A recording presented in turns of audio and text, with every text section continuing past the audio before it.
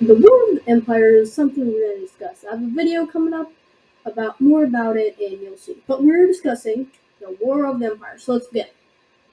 It started with Rice-Nada, one of the Slime Kingdom colonies, and the main reason it was started, it was tired of the terrible trade deals. It was barely getting enough to keep alive due to the reason it had a recent population growth, and then it demanded better trade deals. And the deals increased only by a tiny bit, like only 1% if it even had the extra trade deal would only increase by 1%, if you could actually count how much that is.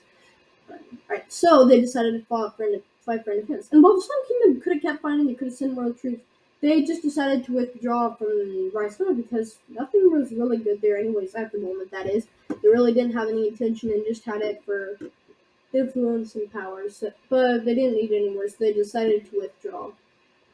But they did not expect Rice-Nada to attempt to continue this attack because Rice-Nada was running out of resources and they needed to get more. So it began and they called themselves the Icish Republic. So they began with a new offensive. They wanted to expand their territory because, low on resources. So they first decided to invade the Sun Kingdom because they had a 3-step plan. They would first land, well, it wasn't really 3-step, but here's what happened. They would first land on the Slime Kingdom and attempt to take out the port, the dock/port, the naval base, and the army base. That attempt to make landings there and cut off any means of using them. Next, they would invade Bucci and then push across Zantri, and then eventually they would capitulate the entire nation. After they took everything, they also would make a push into Palmaria, but only after all of those. So they first decided to invade the Slime Kingdom, and this, as you can imagine, was a terrible blunder. And they didn't even make landings on the soil.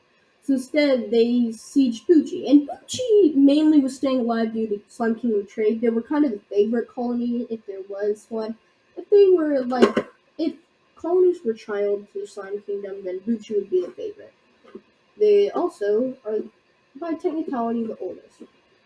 So Bucci did fight to the bitter end, but in 5 days they were taken and fall. But it was impressive for such a small island. Then they launched a offensive into North Santry. The campaign went well, and they continued to score major victories.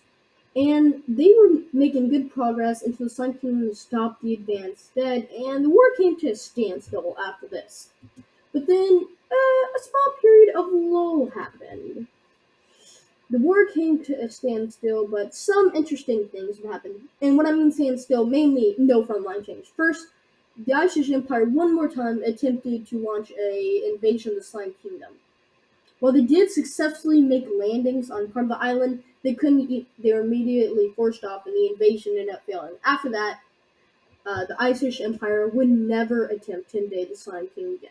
Also, during this little small period, or during the beginning of the Zantri campaign, they decided to switch the name from the Icish Empire to the Icish Republic to the Icish Empire. Next, Bucci North Zandri was accidentally destroyed, the document making them an official colony. So, as the Icish government races to find a backup colony, the Bucci Empire came out, and it was made up of what the Icish Empire had in Zantri and the island of Bucci. But however, they did find a backup document before the Slime Kingdom could take it back. They're probably wondering after that, so why didn't they just rebel after that? And it would screw the Icish Empire. Number one, there were still some skirmishes happening along the front lines in Zantri, and two, in Bucci, since the government was still pretty pro-Slime Kingdom, though they couldn't legally secede.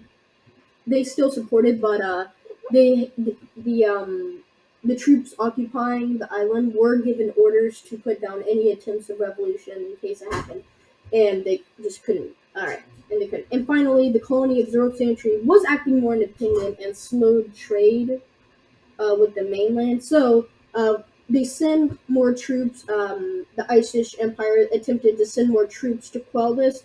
However, it ended up failing, and the troops joined North Zantry cause. And a few days later, North Zantry broke away to form North Zantry, and during this time, Asia had generally been supporting the Irish Empire. And if you're confused by a lot of this, I did upload a video of the Everyday War, what happened every day of the war. So if you want to go check that out, I suggest you go check that out so that way you're caught up on speed. And finally, a new plan. So after the independence of Free Zantry, or however you want to call North Zantry, Free Zantry, Sun King prepared to kill, or they're prepared to off the Irish Empire. They acted like they were going to make landings in Bucci and then push from there, but really they were going to land in Ricenata. The Ricenata area, yeah. And this actually pretty fooled them, so they sent more troops and reinforcements to Bucci. The Ricenata mainland. So Sun King started with the barrage and bomb of defense, which was pretty good, and made landings in the south and west.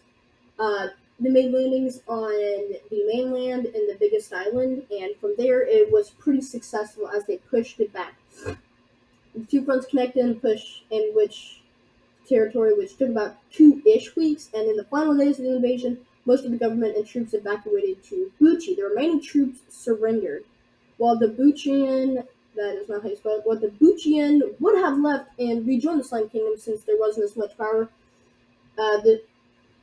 The government quickly overthrew the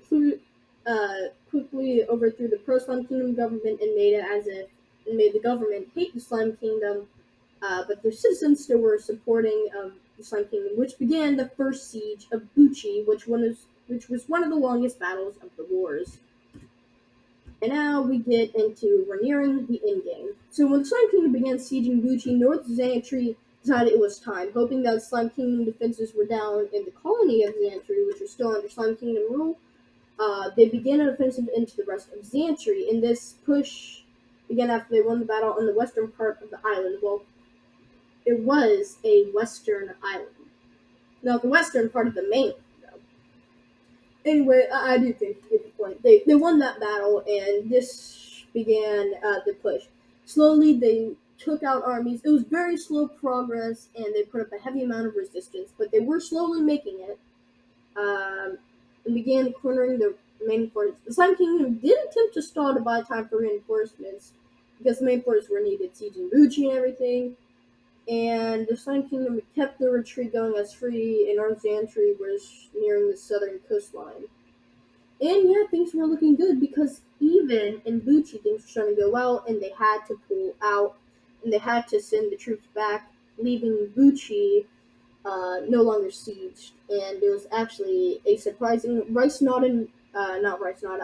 victory. And yes, they still are called the Irish Republic, or Irish Empire. But the Slime Kingdom came back to Bucci refreshed, and not only that, with the Navy and Air Force, and absolutely demolished the Irish Empire forces. And after just a few days, they retook Bucci and finished the Irish Empire. The dream of Ricenata, who was originally a Slime Kingdom colony, finally making a grand show, ended. So they quickly moved the forces from Ricenata, they moved it from all their zones, and prepared to deal the final blow to Free Zantry.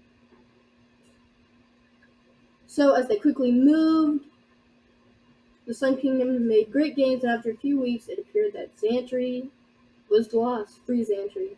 No. Northern Free Zantry. North/Free Zantry. Alright. Sun Kingdom had now finally cornered Free Zantry, and it was considered Free Zantry because they had no northern part, really, in the coastline. And the few people remaining in this territory. There were still actual place where citizens could live. It wasn't just a terrible place just occupied by soldiers. There was actually citizens, and they hated it. It was terrible. So the remaining citizens prepared revolution, and yet they began it with their army. The Free Zantry army still fighting the Slime Kingdom now how to fight a revolution. It's a two-faction front with exhausted troops, so I think you can guess where this is going. The first Byzantine army joined the revolution, which was probably smart, and the other Byzantine fought to the death, and only one Byzantine soldier had survived, and they were taken prisoner. And they had formed the Principality of the Coast, and negotiations began because they were pro-Slime Kingdom, despite the fact they were fighting them, but they were still pro-Slime Kingdom. Well, they weren't necessarily fighting them. They began negotiating as the fighting had died down to one or two skirmishes. And after a few days of the revolution, the negotiations ended with a successful idea, and the War of the Empire ended. Thank you for watching today's video. If you guys do want to know what happened after, or if there are any more wars, let me know. I wish I could have explained this better, but I wanted to get this video out so it would be better for the next video. Thank you again, and see you next time.